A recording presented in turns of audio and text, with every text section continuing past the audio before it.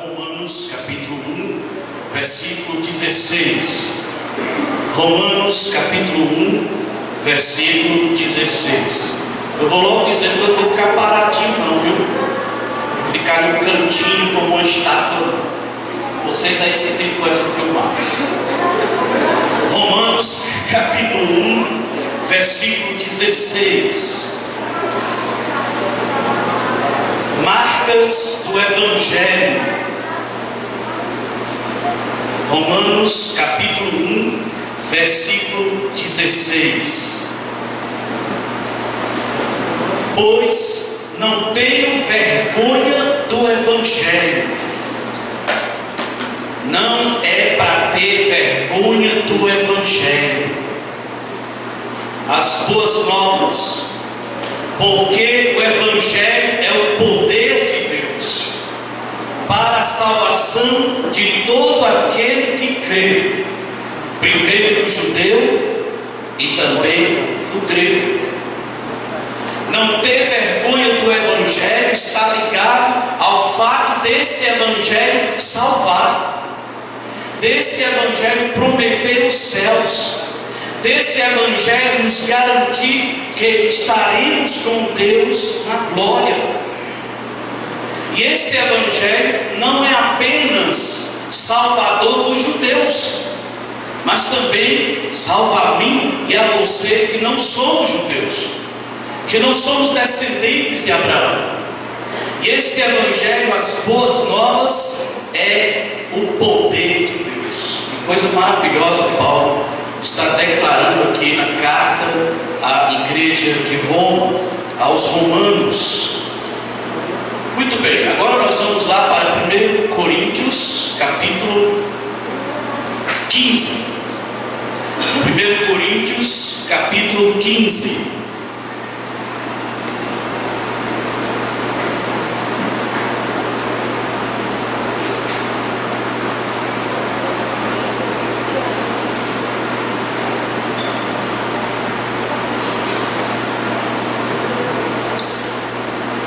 Coríntios capítulo 15, versos de 1 a 4. Paulo está escrevendo para uma igreja, a igreja de Corinto. Então nada mais, nada menos do que ele se dirigir a estas pessoas, chamando-os de irmãos. A igreja é um lugar para termos irmãos, para sermos irmandade, para aprendermos a fraternidade, a solidariedade e a comunhão uns com os outros.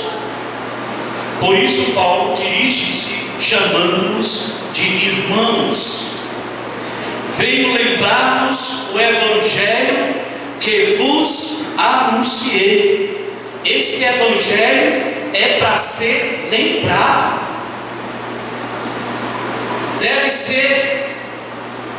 Deve estar na nossa memória, em nossa mente, em nosso coração. Esse Evangelho é para ser anunciado, mas também esse Evangelho é para ser recebido. E nesse Evangelho deve-se perseverar. Há uma sequência progressiva. Este Evangelho é para ser lembrado, anunciado, recebido e deve perseverar nele. Portanto, nós não estamos falando de qualquer Evangelho. Nós não estamos falando de outros Evangelhos. A cabecinha de Paulo, quando ele está escrevendo, este Evangelho é definido. Tem um conteúdo, tem uma mensagem específica. E Paulo vai dizer: por este Evangelho vocês são salvos. Não é para esquecer o Evangelho, é para ele ser lembrado, é para ele ser proclamado, anunciado, espalhado por todos os cantos, aonde nós estivermos. Mas este Evangelho não é apenas para ser lembrado, não é apenas para ser anunciado, mas é para ele ser recebido. Você precisa aceitar esse Evangelho. Você precisa abraçar esse Evangelho. Você tem que crer nesse Evangelho. E Paulo vai dizer então que nesse Evangelho você deve perseverar. Não é para abandonar esse Evangelho. Não é para apostatar desse Evangelho. Não é para dar as costas a este Evangelho. Não é para você ser indiferente a esse Evangelho. Você ouviu o Evangelho, ele lhe foi anunciado, você tem que receber e você tem que perseverar. Sabe por quê? Porque ele salva. E este Evangelho, Paulo vai dizer: eu o recebi e anunciei a vocês. Se retiverdes a palavra tal como a vou preguei, a menos que tenha escrito em vão. Tem pessoas que são simpatizantes do Evangelho, elas acham bonito, elas acham interessante, elas gostam, elas muitas vezes participam, mas de fato elas não querem que esse Evangelho as controle, as domine, lhes dê direção, lhes dê uma vida com um olhar diferente desse terrenal.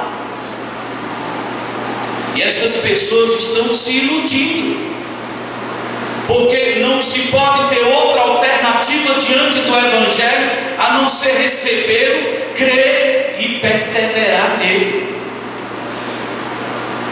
Agora, Paulo vai definir o conteúdo desse Evangelho, a mensagem desse Evangelho. Ele vai dizer: antes de tudo vos entreguei o que também recebi.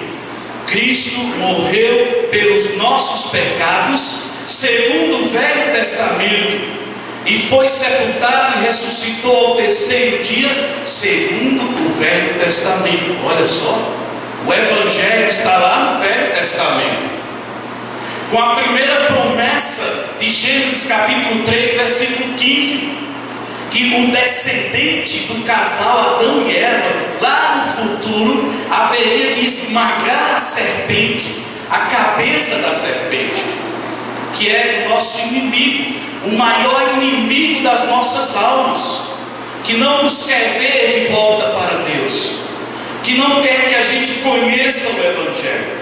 Esse inimigo que vem matar, roubar e destruir.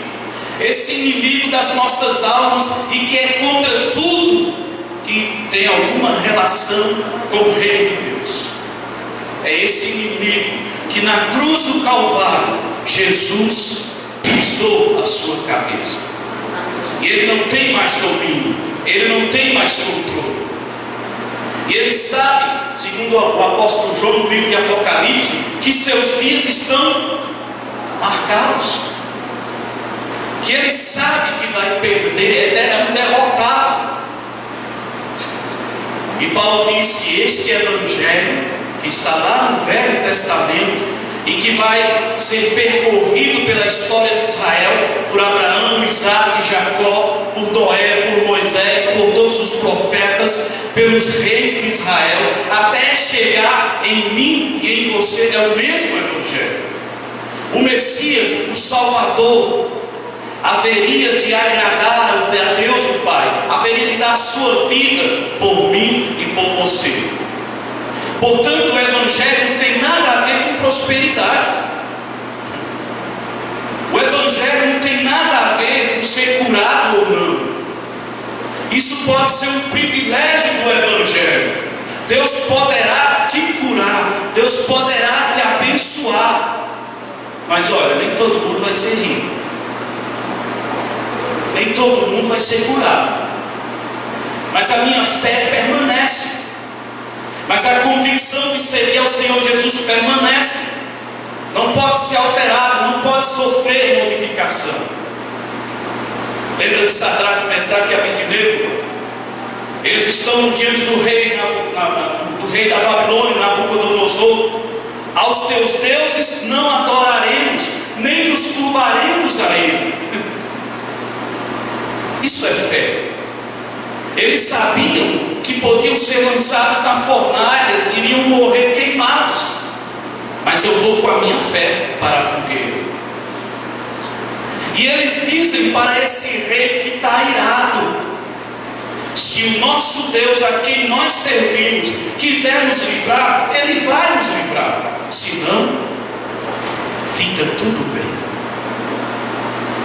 Essa fé que nós precisamos desenvolver, essa fé que nós precisamos ter, a fé que está em qualquer situação ou circunstância da nossa vida, ela não é alterada, ela não é mudada, porque nós dependemos de Deus, porque Deus está conosco, porque Deus nos abençoa, porque Deus quer o nosso bem, porque Deus vai resolver o que tem que ser resolvido. Ele sabe que nós precisamos do sustento, Ele sabe do que nós necessitamos de fato e de verdade.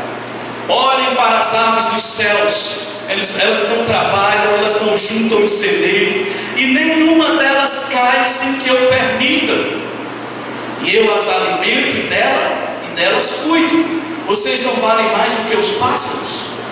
É Deus quem nos sustenta. Aleluia. Tem muita gente que está pensando em suas titulações, em suas capacidades intelectuais, e o nosso país está com 11 milhões de desempregados.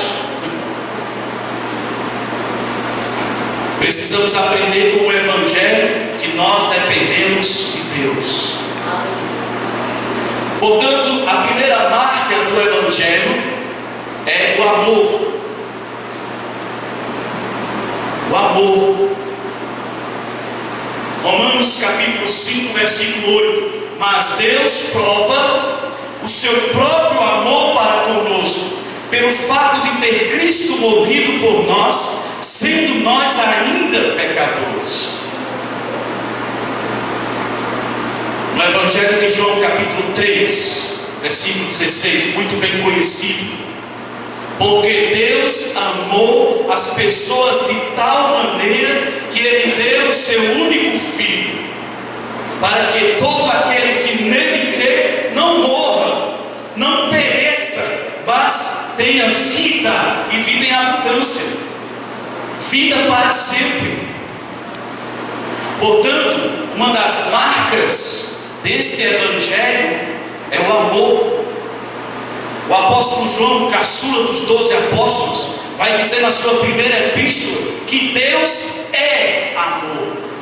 Deus não tem uma caixinha no céu aonde Ele guarda virtudes, valores, e Ele chega lá: eu vou puxar a caixinha do amor e vou aqui derramar. Não. João diz que Deus é o próprio amor. Ou seja, daqui a 1000 anos, Deus não vai ser mais amoroso do que Ele é hoje. Há uma perfeição absoluta e completa em Deus. Ele é amor, e tem amor em abundância, um amor eterno, um amor para sempre. Um dos profetas menores diz que Deus, comunicando uma verdade para ele: com amor eterno eu te amei.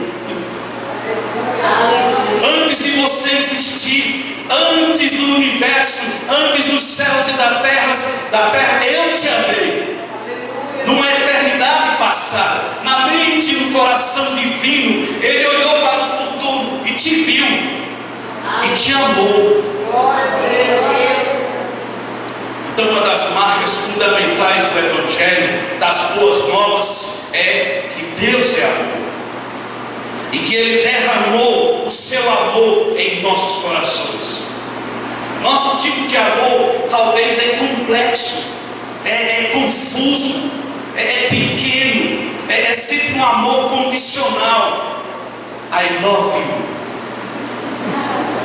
I love you a qualquer hora, a qualquer momento, em qualquer lugar. Parece que não há reflexão e não há uma ideia profunda do que isso significa. Mas para Deus, esse amor é sacrificial. Para Deus, esse amor se doa. Para Deus, esse amor é dar sempre o melhor. Portanto, a medida, o exemplo, a referência, o padrão que nós devemos ter de amor não é o que eu acho que é o amor, mas como Deus ama. Se eu quero aprender a amar, preciso olhar para o amor de Deus, para como Deus ama. É por isso que nós pegamos 1 Coríntios capítulo 13, o amor ágape, o amor que crê, o amor que espera, o amor que sofre, o amor que acredita, o amor que não se ensoberbece, o amor que não é cheio de si, o amor que sabe o valor do outro. É esse tipo de amor, porque Deus é amor. Mas uma outra verdade sobre a marca é que Deus demonstrou seu amor. O amor não pode ficar só em palavras. Hoje pela manhã eu mencionei que quando a gente está namorando, quando a gente quer namorar, quando a gente quer conquistar alguém, não fica só em palavras. Principalmente para a mulher. Aprenda, não fique dizendo só palavras. Ela quer ver, e aí? Ela quer demonstração. Às vezes uma simples rosa vermelha não é o fato da rosa vermelha, é porque você lembrou dela. A mulher funciona assim. Ela quer ser lembrada. Ela quer. O pastor Flávio não está aqui para aprender, né? Tem que ser lembrada. O marido tem memória, né? Você não. Olha aí, o marido tem memória, está sempre lembrando. E tem que fazer isso mesmo. Não pode perder aquela ideia. Casou, então não deixar para lá. Não. Tem que praticar. O namoro deve continuar. Demonstrar. Precisamos aprender a demonstrar o amor. O amor envolve perdoar. Olha aí, por isso que eu olhei assim para Ed, me perdoe pelo final de semana passado, porque isso significa amar. E você tem que me amar, não é? Tem que saber perdoar, porque Deus nos perdoou. No Velho Testamento diz que Deus pegou nossos pecados e os lançou nas profundezas dos mares, e deles Deus não se lembra mais. Glória a Deus. Tiago diz: se você não tem sabedoria, peça a Deus, que Deus vai dar liberadamente. Deus não vai olhar para você. Lembra o que você fez ontem comigo? Lembra o que você viu? Eu não vou te dar sabedoria. Não, Deus vai te dar sabedoria, porque sabedoria vem do alto. Sabedoria é isso que Deus quer. Todo mundo é inteligente, mas ser sábio é outra história. Ter discernimento, capacidade de agradar a Deus, de ver as coisas espirituais, de olhar o mundo além das coisas terrenas, além do que está abaixo do sol, é sabedoria. Precisamos ter expectativa, precisamos ter esperança. Lembra que eu disse? Não podemos ser pessimistas totalmente, porque o pessimista, ele nada agrada a ele, nada está bom para ele, tudo está difícil, tudo está ruim, tudo é treva. Mas tem também o outro lado, que é o otimista. Parece o povo da corte. É o mundo se acabando e ele achando que está tudo beleza, que está tudo jóia. Nós precisamos ser realistas e esperançosos. As coisas estão assim, mas elas não vão continuar assim. Eu estava vendo na semana passada como está o nosso país. Muito caos, muita luta, muita dificuldade. E aí eu abri ali no Evangelho de João capítulo 17, onde Jesus está orando, e ele diz: Pai, eles não são do mundo, como eu não sou. Eu não sou brasileiro, eu não sou nordestino, eu faço parte da pátria celestial, eu sou cidadão do reino dos céus. Por isso, isso aqui vai passar. Em algum momento, tudo isso é transitório, será passageiro. Abraão, quando estava lá no Velho Testamento, ele olhava para o futuro e ele imaginava a pátria celestial. Por isso, Hebreus descreve Abraão como peregrino, como alguém estrangeiro, forasteiro. Não tem pátria e não tem uma residência fixa. Ele está de passagem, porque ele olhava para a pátria celestial. Nós temos que orar pelas nossas autoridades, nossos governantes. Nós temos que interceder por eles. Nós temos que olhar para Daniel, para José, para Moisés, que estiveram na política e foram bênçãos. É bem possível que nós estamos sentindo falta de um José, de um Moisés, de um Neemias, né, na nossa política. Mas nem tudo está acabado. Isso não é o fim. Outra verdade: Deus nos amou primeiro. Não pense que você amou a Deus, não. Não pense que você foi em busca de Deus. Romanos 10, versos 3 em diante. Não há um justo, nenhum sequer. Não há quem entenda, não há quem busque a Deus. Todos se desviaram e se fizeram inúteis. É Deus que vem atrás de mim e de você. É Deus que nos conquista. É Deus que nos atrai. Jesus disse: todo aquele que o Pai traz a mim, esse virá. Deus é amor. Deus demonstrou seu amor. Ele nos amou primeiro. É um amor sem medida. Segunda marca do Evangelho: a fé. A fé como marca do Evangelho. Primeira marca qual é? O amor. Segunda marca, a fé. Hebreus capítulo 11, versículo 1. Olha que coisa extraordinária. Não sabemos quem escreveu o livro de Hebreus, mas ele está aqui, fazendo parte do cânon, fazendo parte do Novo Testamento. Hebreus capítulo 11.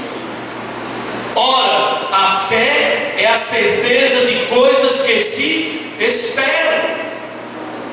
Não necessariamente a minha fé deve estar baseada naquilo que eu vejo. Eu não preciso ver para crer. Eu preciso crer sem ver. Já pensou nisso? Não é essa fé que estão ensinando aí fora. O autor está dizendo que eu tenho certeza, que eu espero. Mas diz que o que eu estou esperando, eu tenho convicção de que eu vou ver. Jesus prometeu voltar. João capítulo 14. Não se turbe o vosso coração. Credes em Deus, credes também em mim. Na casa de meu Pai há muitas moradas. Se assim não fosse, eu não vos teria dito, pois vou preparar lugar. Enquanto eu for e vos preparar lugar, voltarei e vos levarei para mim mesmo. É uma promessa. Na carta de 1 Pedro disseram: cadê teu Senhor que até agora não voltou? E já faz 2000 anos que o Senhor Jesus fez essa promessa. Mas a fé espera. A fé tem convicção de que este fato logo chegará. A fé, portanto, não duvida, não questiona, não é cega. Ela está alicerçada nas promessas que Deus fez. E se Deus prometeu, Ele vai cumprir. Deus não é homem para que minta. Essa segunda marca do Evangelho fala de confiança. Qualquer relacionamento, qualquer agrupamento que tem um propósito, que tem um alvo, é preciso confiança. É preciso essa troca de cumplicidade. O Senhor Jesus, em sua oração novamente, em João 17, diz para seu Pai: Pai, glorifica-me outra vez, com a mesma glória que eu tinha contigo antes que o mundo existisse. Isso é confiança. Estou aqui na terra por um tempo, limitado ao tempo e ao espaço, mas eu confio que voltarei. Essa confiança que depende daquele relacionamento que foi desenvolvido, de intimidades, de cumplicidade, de lealdade. A nossa fé precisa confiar em Deus, não confiar em mim mesmo, não confiar em coisas. Algumas pessoas estão seguindo a Deus pelo que Ele pode dar. Isso é muito triste e muito doloroso. Eu quero um carro, eu quero uma casa, eu quero um bom emprego, eu quero um bom salário, eu quero ser curado, eu quero bênçãos, eu quero isso, eu quero. E quando não tiver? E quando Deus não te der isso? Lembra de Paulo? Ele tinha um problema que o incomodava. É bem possível que era algo físico. E ele orou algumas vezes: Senhor, tira de mim. Qual foi a resposta que Deus lhe deu? A minha graça te. Você vai continuar com esse espinho. Vai me servir com ele. É a fé que confia, mesmo diante das adversidades, mesmo que as situações e circunstâncias não sejam a teu favor, não sejam propícias para ti, não te traga aparentemente nenhuma vantagem. Minha fé permanece a mesma. O Deus que dá, o Deus que abençoa, o Deus que protege, o Deus que sustenta, a Ele, dele nós dependemos, em qualquer situação e em qualquer circunstância. A fé também fala, 2, de esperança.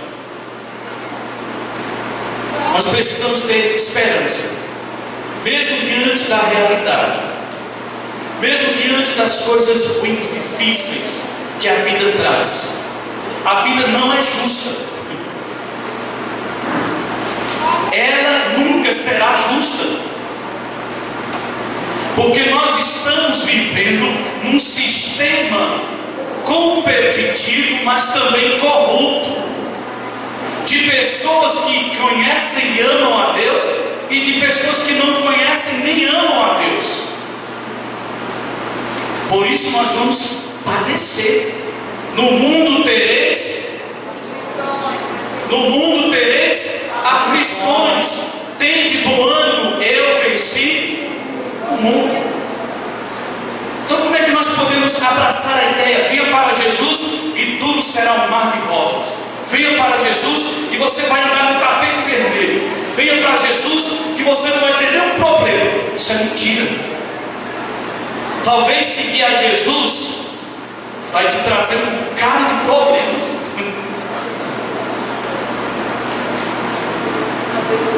Muitas vezes começando até dentro de casa. Nenhum familiar vai entender essa tua nova fé. Nenhum familiar vai, beleza, que coisa boa. Vai ter perseguição, vai ter crítica. Vamos para cima mesmo. Mas a fé tem que ter esperança. E você vai orar por eles. E você vai dar um bom testemunho. E você vai demonstrar que o amor de Deus te conquistou. E que agora você é uma nova pessoa. A fé também, além da confiança, da esperança. 3. Está dormindo? Ah, não é? A fé fala de dependência em Deus. Depender de Deus. Esperar em Deus. Eu tenho escutado recentemente uma frase que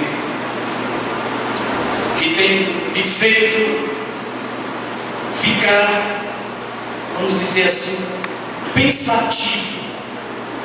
Nem tudo está em nosso controle. Escutei umas 3, 4 vezes. A gente pensa que está no controle de tudo. A gente pensa que pode controlar tudo. De repente, o negócio vai de alto a baixo. É como Pedro, quando Jesus está andando sobre as águas, e ele olha para o Senhor e diz: se tu és de fato o Senhor, eu quero ir andando também pelas águas até ao teu encontro. E Jesus disse: vem. Mas ele começa a fitar os olhos de Jesus, ele começa a andar sobre as águas como Jesus estava andando. Mas aí ele começa a olhar para a esquerda, começa a olhar para a direita, ele começa a ver a ventania, ele começa a ver as ondas, e ele começa a afundar. Não tire os olhos do Senhor. Não olhe para a direita nem para a esquerda. Não olhe para trás. Prossiga para frente. Olhe para o Senhor. E o Senhor Jesus estende a mão e o levanta. Sabe quem é que nos levanta? Não é sua capacidade. Sabe quem é que nos levanta? Não são suas titulações. Sabe quem é que nos ergue, nos coloca de pé, nos levanta? É o Senhor Jesus, é o nosso Deus. A fé, então, amado, fala de dependência de Deus. Senhor, sem ti eu nada sou. Sem mim, Jesus disse, nada podeis fazer. A fé fala de confiança, de esperança, de dependência em Deus, mas também necessita para agradar a Deus. Olha, Hebreus 11:6. De fato, sem fé é impossível agradar a Deus, porquanto é necessário que aquele que se aproxima de Deus creia que Ele existe e que Ele se torna presenteador dos que o buscam. Quanto mais luz, mais eu devo buscar.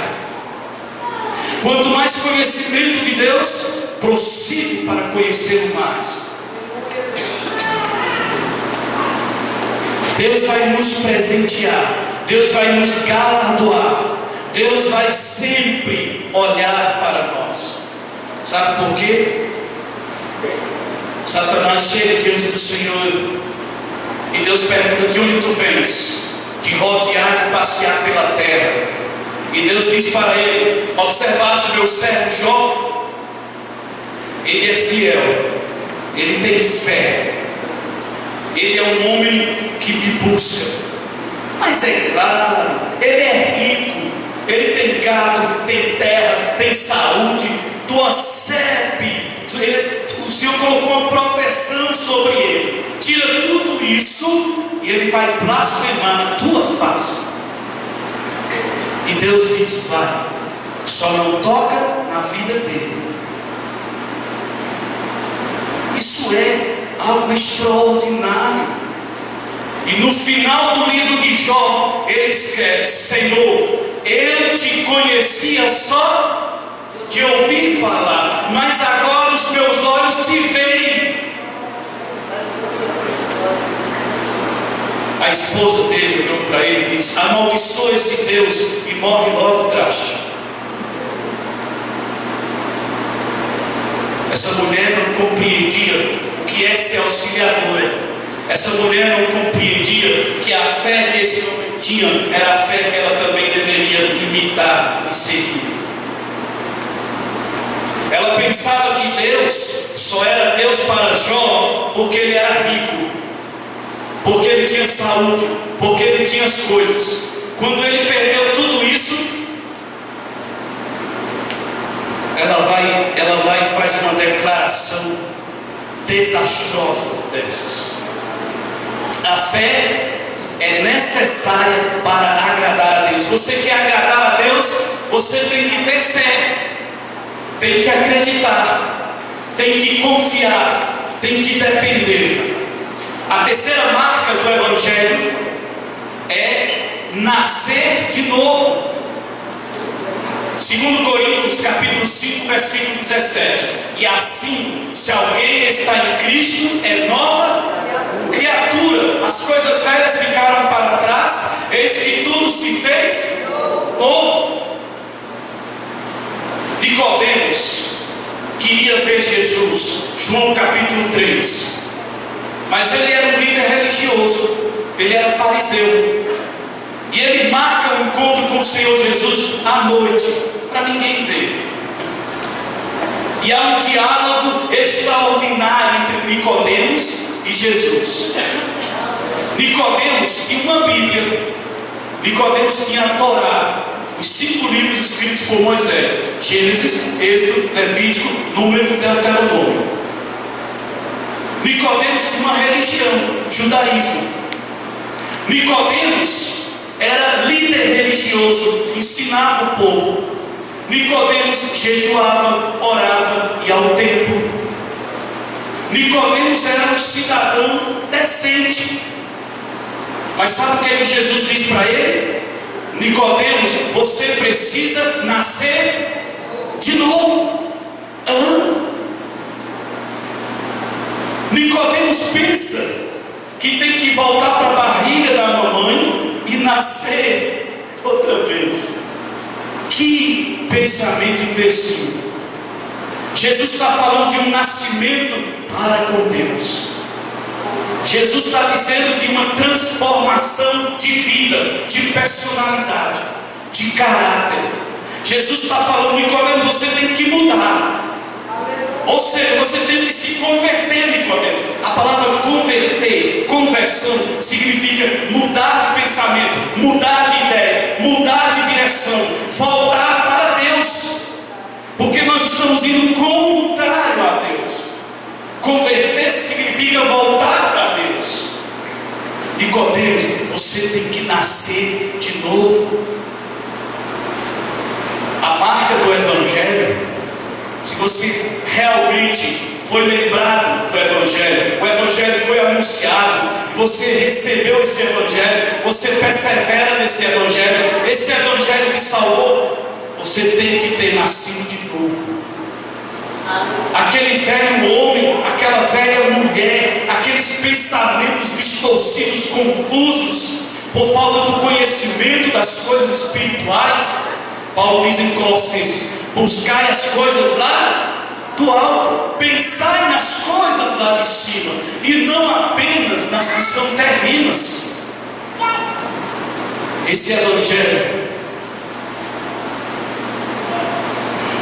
diz que nós temos que nascer de novo. Nascer de novo, ser feito outra vez. Porque como nós éramos, não dá certo. Deus não aceita. E as declarações são bombásticas. Efésios diz que nós estávamos mortos. Alguém já viu um morto no caixão? Alguém já participou de enterro? O que é que um morto no caixão faz? Nada. Ele está gelado, ele está morto, está esfriando, já vai começar a feder. Está morto. Então, Efésios diz que nós estávamos mortos, mas também diz éramos desobedientes.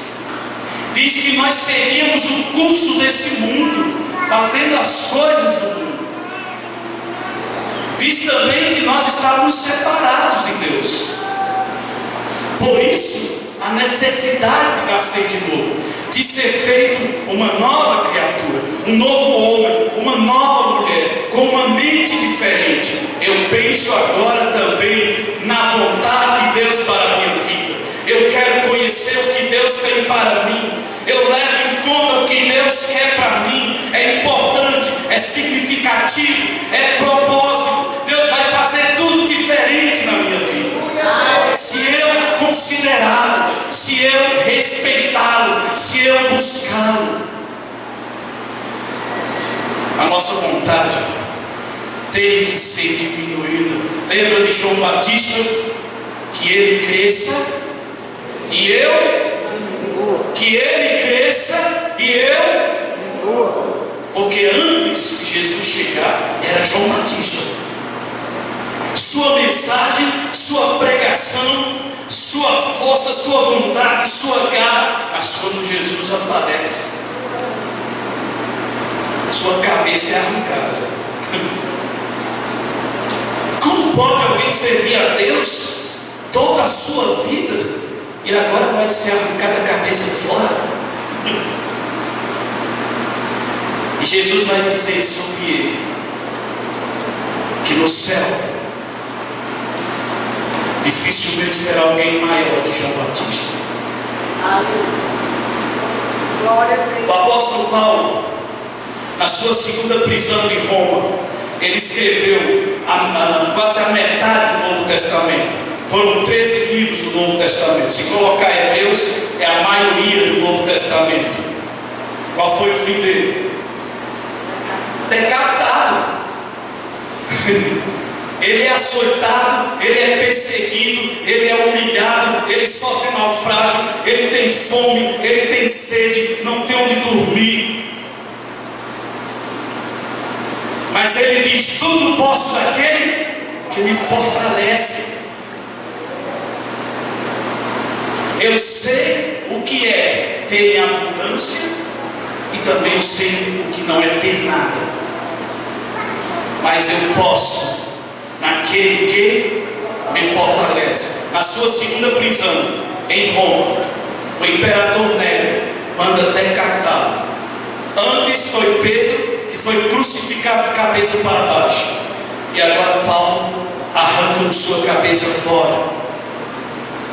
Que evangelho é esse que eu tenho que seguir? E se for preciso eu tenho que morrer por ele. Que evangelho é esse que eu tenho que seguir? Por isso que Paulo está dizendo: não tenho vergonha do... Eu não posso ter vergonha do evangelho. Nascer de novo. Quando nascemos de novo, as coisas se fazem novas também. Às vezes nós pensamos que podemos andar uma nova vida com Deus carregando coisas que não devem mais ser carregadas, que elas devem ficar mesmo para trás. Eu não digo esquecidas, mas que não mais faz falta. Eu posso viver sem aquilo. É igual ao celular. Se a gente não tiver cuidado, a gente se perde. E agora eu estou criando a mania de deixar o celular no carro, porque esse momento é importante. Dá atenção à sua esposa, dá atenção ao seu marido, dá atenção aos filhos, dá atenção à namorada, dá atenção à noiva, dá atenção aos familiares, aos amigos, aqueles que trabalham ao teu lado. É mais importante do que coisas, do que objetos. E nós estamos pensando que não podemos mais viver sem a tecnologia. 50 anos atrás nada disso existia, e todo mundo vivia. Hoje, nem para escutar a mensagem, a palavra de Deus, não se consegue, porque você está lá.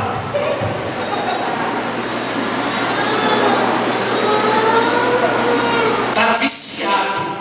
E você sabia que está tendo tratamento para tecnologia? Quem está viciado em tecnologia, que é igual ao alcoólatra e aos que usam outros tipos de drogas, fica lá 6 meses sem internet, sem celular, sem computador, sem bate-papo, sem WhatsApp. É uma doença, virou uma doença, uma enfermidade. Eu tenho uma sobrinha de 15 anos. E aí ela convidei para a gente comer uma pizza, depois um milkshake. Os olhos brilharam. Mas eu disse, deixe seu celular. Sabe quem foi que dançou nessa história? Fui eu. Ela preferiu ficar com o celular do que meu amor, meu carinho, minha presença. Aquilo ali me doeu tanto. Eu chamei minha irmã. Sente aqui, meu filho. Nós temos que conversar. Sua filha, minha sobrinha, fez isso comigo. Só faltou chorar.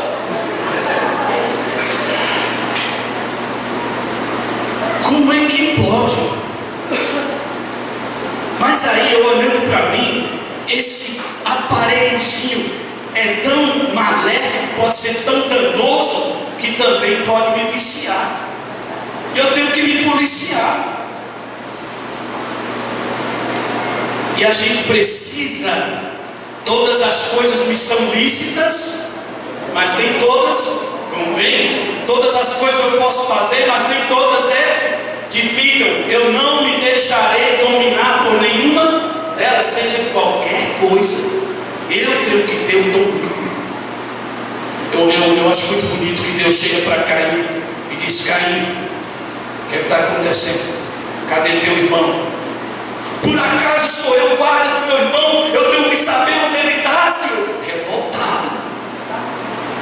Ora, ele acabou de dar uma paulada na cabeça do irmão, de ter assassinado o irmão. O sangue do irmão clamava. E Deus chega para ele: cadê teu irmão?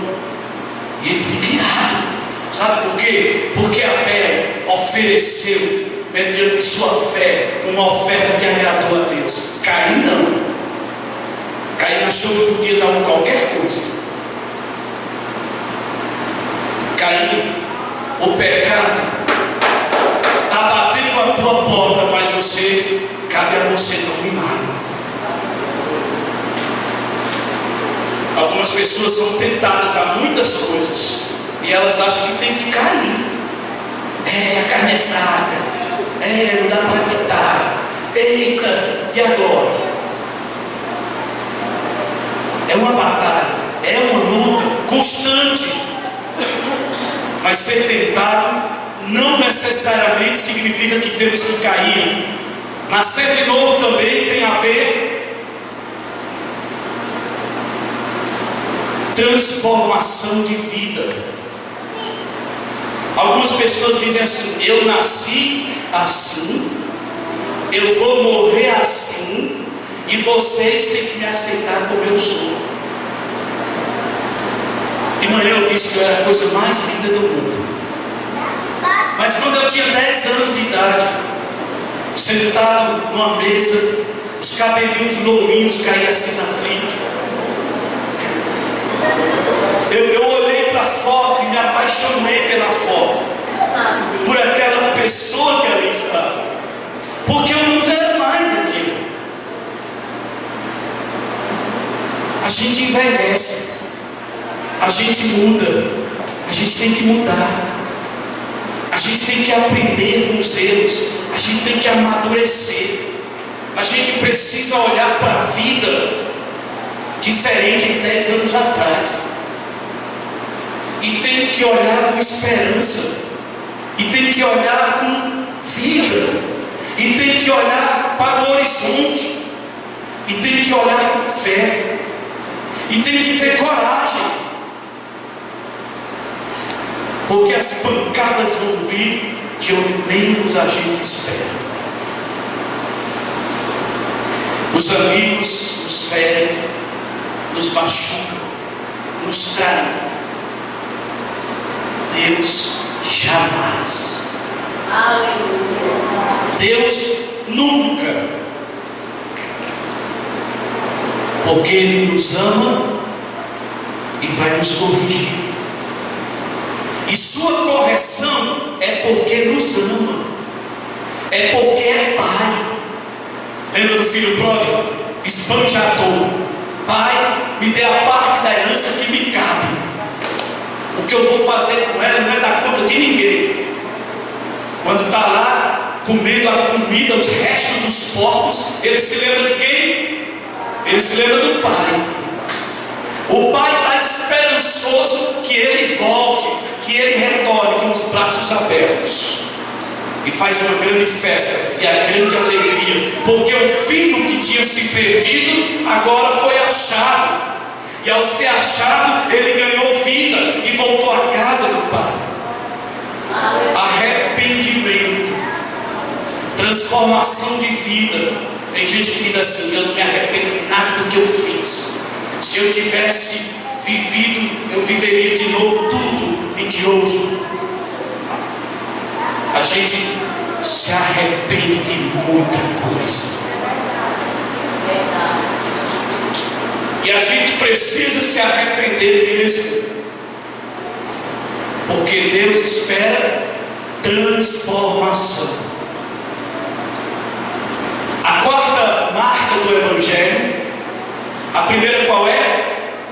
O amor. Segunda, fé. Terceira, novo nascimento. Quarto, fazer discípulos. as boas obras. Cadê? Achou não? Isso. As boas obras como marcas do Evangelho. Aqui eu usei Tiago. A teologia de Tiago é muito prática. Tiago faz a seguinte ilustração: se chega alguém na igreja, ou se chega alguém na tua casa dizendo que está passando necessidades, aí você tem 5 quilos de arroz, 5 quilos de feijão, tem ovos, tem sardinha, tem piqui, tem rapadura, tem farinha, tem 3 frangos bem lá no congeladorzinho. Aí você olha para ele e diz: irmão, vou orar por você, Deus te abençoe, Deus te ama. Hoje é o dia do abraço, né? Aí você dá o abraço. Sabe o que é que Tiago diz sobre isso? Que sua fé é morta. Sua fé não vale um cibazol.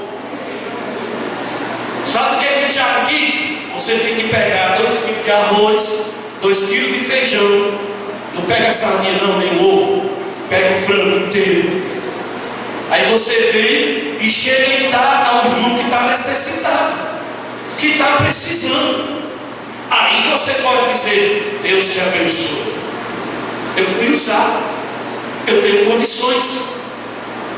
E esse olhar não pode ser perdido. Quando Deus abençoa, é para você abençoar. Aleluia. Se Deus te colocou uma posição privilegiada, seja financeiramente, economicamente, politicamente, dentro de uma empresa, seja onde for, se você tem privilégios que Deus te deu, saiba privilegiar outros com aquilo que Deus te deu. As boas obras como marcas do Evangelho. Deus nos fez para as boas obras. Jesus disse: se você amar só aquele que te ama, que recompensa? O que é que você ganha com isso? Agora, amar o inimigo, fazer o bem para ele, orar pela vida dele, e se ele estiver em maus lençóis, você puder ajudar, você tem que ajudar. Jesus disse: é como colocar brasas vivas na cabeça dele. Ele vai ficar pensando: puxa vida, eu desejo mal, eu persigo, eu faço coisas ruins para essa pessoa, mas ele ora por mim, ele quer meu bem, e agora ele me faz boas obras. Isso vai perturbar. Não pode ser olho por olho, dente por dente. Não pode ter um espírito de vingança. Não pode pagar o mal com o mal.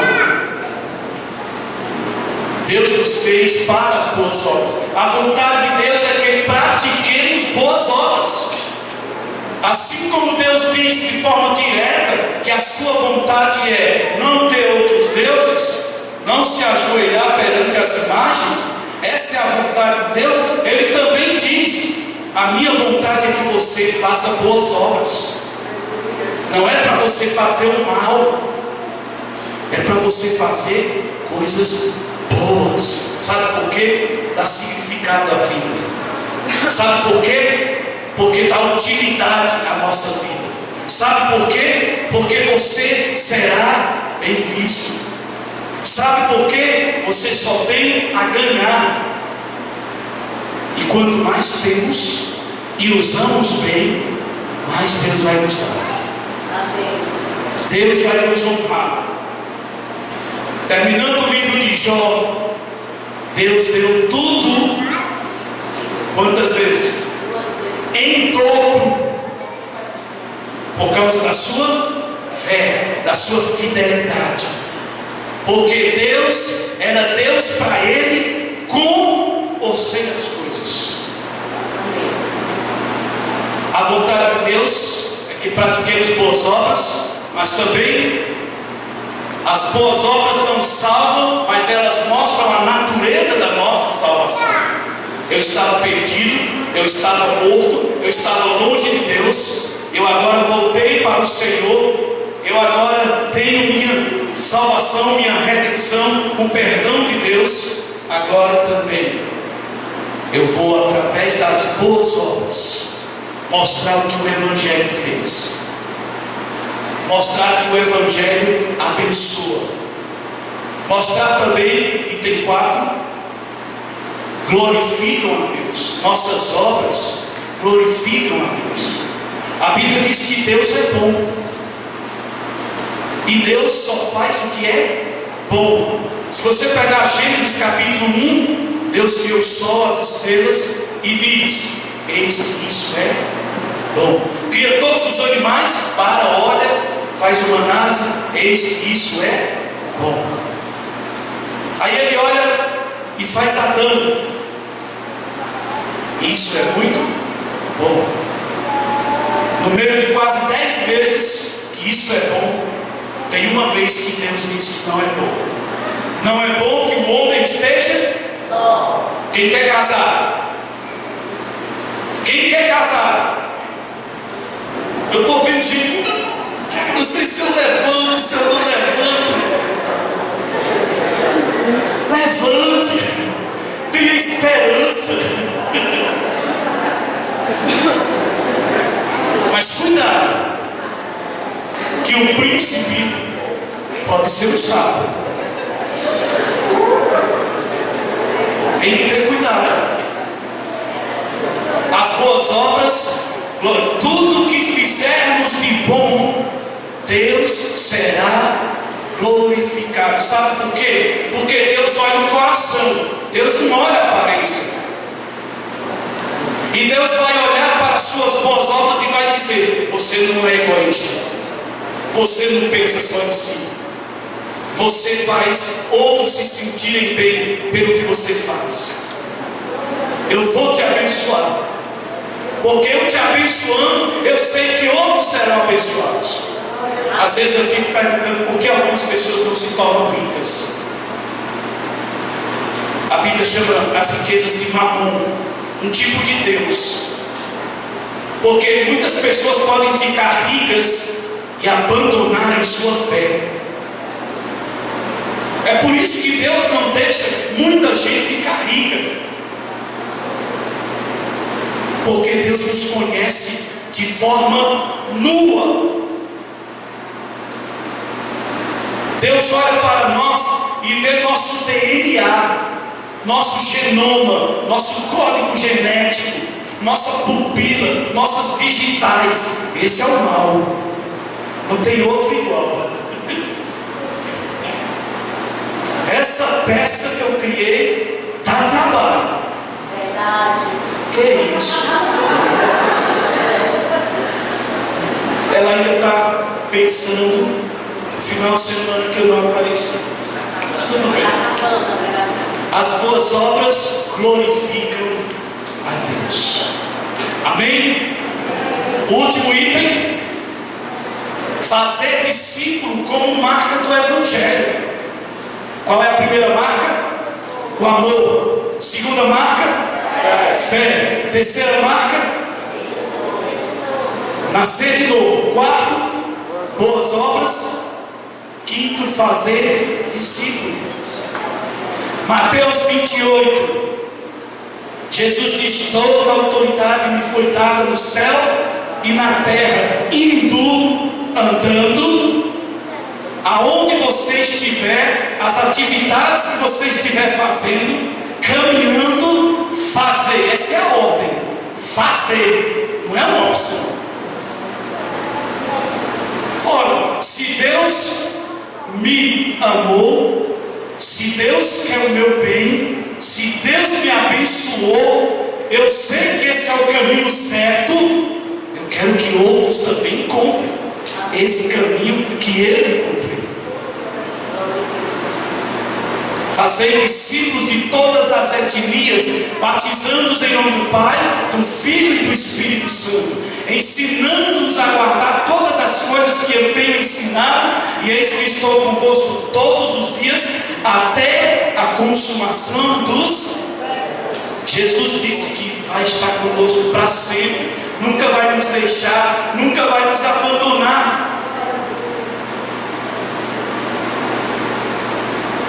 Quando Pedro estava sendo crucificado, diz a tradição que ele pediu para ser crucificado de cabeça para baixo. Ele não queria ser crucificado igual ao Senhor Jesus. Eu não sou digno. Vira a cruz e coloque de cabeça para baixo. Não se sabe o que Paulo disse antes de perder sua cabeça, mas nós já temos o histórico dele. Quando açoitado com 39 chicotadas, que no finalzinho do chicote tinha pedras pontiagudas, ou ossos, ou chupinhos, nas costas nuas, na quinta eu já caí e não me levantava mais. Eram 40 chicotadas menos uma, a da misericórdia. 39 chicotadas, as costas ficavam cortadas e sangrando. E algumas vezes era colocado nas costas um tipo de líquido, como vinagre. Imagine. Depois você é colocado entre madeiras, os braços e as pernas, numa posição que vai esticar as costas. Depois de 39 chicotadas, meia-noite, dentro da prisão, cantava e orava. Aleluia. É esse tipo de fé que eu e você temos que ter. É esse tipo de fé que Deus espera. Fazer discípulo como marca do Evangelho. Jesus foi enviado pelo Pai para trazer outros para o reino. Jesus disse: eu sou a ressurreição e a vida. Quem crê em mim, ainda que esteja morto, viverá. Eu sou o caminho, a verdade e a vida. Ninguém vem ao Pai senão por mim. Conhecereis a verdade vos... Ele é a verdade.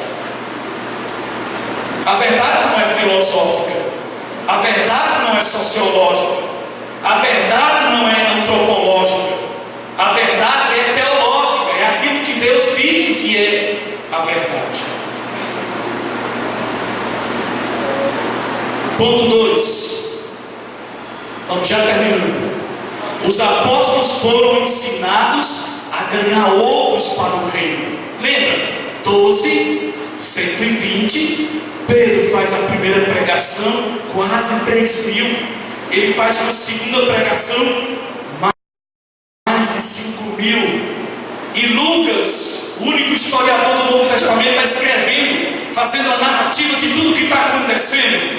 Ele começa depois a dizer: e era multidão de multidões que não se podia contar mais.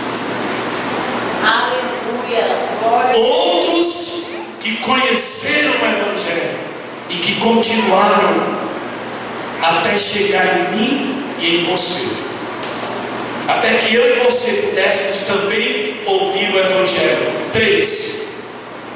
A igreja é convocada a espalhar a mensagem do Evangelho. A igreja não é um clube. Não é a mesma coisa que você andar na beira-mar. Não é a mesma coisa que você ir para o shopping. A igreja não é uma vitrine, tudo bonitinho. A igreja parece mais um hospital. Aparece de tudo. Mas é aqui que Deus quer trabalhar. É aqui que Deus trabalha. A fé vem pelo ouvir e o ouvir pela pregação da palavra. Não se engane. Se você for para uma igreja que não está pregando a palavra de Deus, que não está ensinando você a ser transformado, a mudar de vida, ali não é igreja. É um ajuntamento de pessoas. É como se fosse um clube.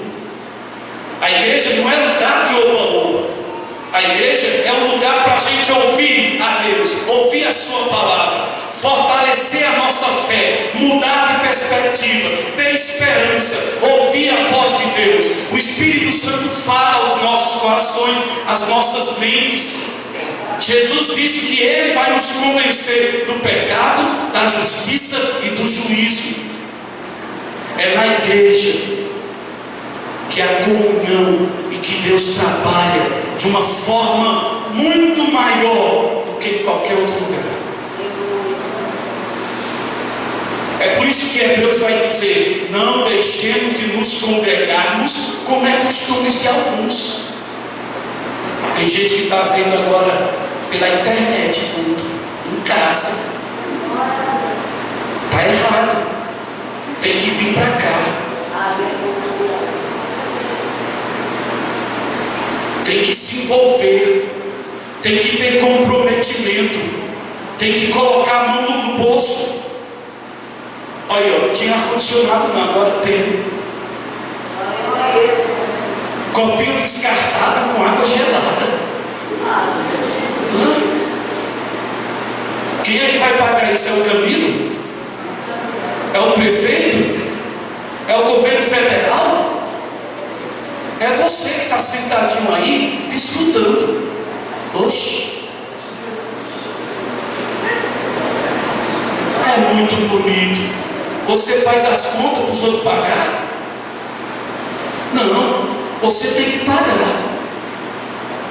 Seja pelo dízimo, seja por ofertas, seja por doação, seja por dedicação de tempo. Eu não quero saber. Você tem que colocar e sustentar a obra do Senhor. E ponto, é Bíblia.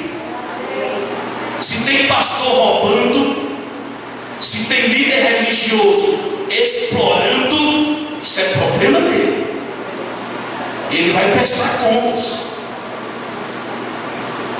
Mas aquele que se converteu tem também deveres e obrigações para sustentar a obra do Senhor.